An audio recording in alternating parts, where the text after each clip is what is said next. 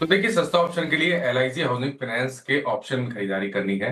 Consolidation के बाद हमने स्टॉक में ब्रेकआउट देखा है, हाई टॉप से हाई बॉटम का ट्रेंड है, स्टॉक 200 मूविंग एवरेज के ऊपर ट्रेड कर रहा है। तो 570 वाला कॉल ऑप्शन, 570 का कॉल ऑप्शन 21 रुपए पे ट्रेड हो रहा है। इसमें 15 रुपए के स्टॉप लॉस से 35 रुपए के टारगेट के लिए खरीदारी किया है। एलआईसी हाउसिंग फाइनेंस ये पसंद आ रहा है मानस जी को सस्ता ऑप्शन में। एफएनओ सुपरस्टार क्या होगा आपका अमित जी?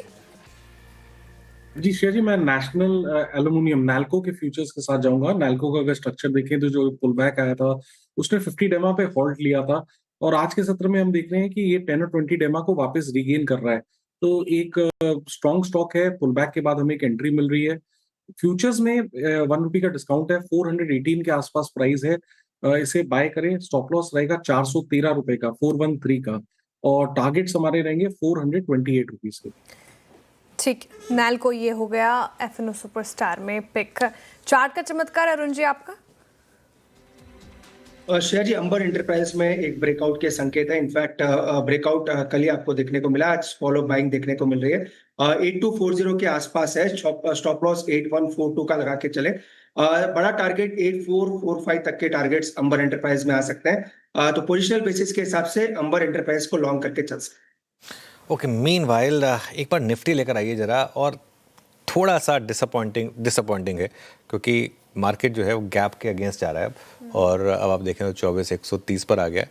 और बैंक निफ्टी भी अगर आप देखें तो वो हायर लेवल नहीं सस्टेन कर पा रहा है, और 55,120 पर अब बैंक निफ्टी आ चुका है। खैर, लेट्स वेट एंड वॉच।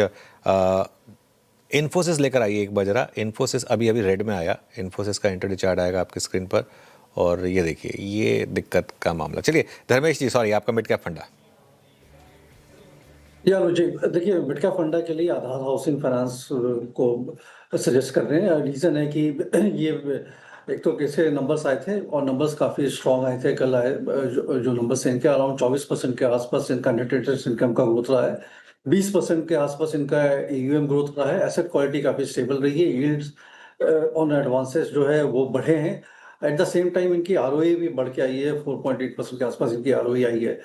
मोटा मोटी जो इनका नंबर्स रहे हैं, नॉर्मली जब हम लोग भी फाइनेंशियल NBFC स्पेस को देखते हैं तो वहाँ ये देखते हैं कि AUM ग्रोथ से बेटर अगर नेट इंटरेस्ट इनकम ग्रोथ है with stable asset quality and better yield on advances, तो वो चारों ग्रीन टिक लगते हैं जो इसने किए हैं। मैनेजमेंट का गाइडेंस है FY27 में भी कि ये 20% के आसपास का AUM ग्रोथ और प्रॉफिटेबिलिटी ग्रोथ करेंगे, जो हम लोग को लगता है ये रहेगा।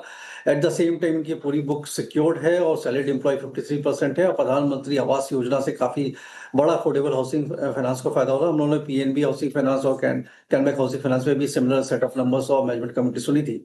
सो कल के स्पाइकअप के बाद आज जब रिजल्ट पे जो प्रॉफिट टेकिंग हो रही है, आई थिंक ये अच्छी अपॉर्चुनिटी है बाई करने के लिए। 600 के प्राइस टारगेट के लिए अगर 1 साल का नजरिया है तो बाई करने की सलाह है।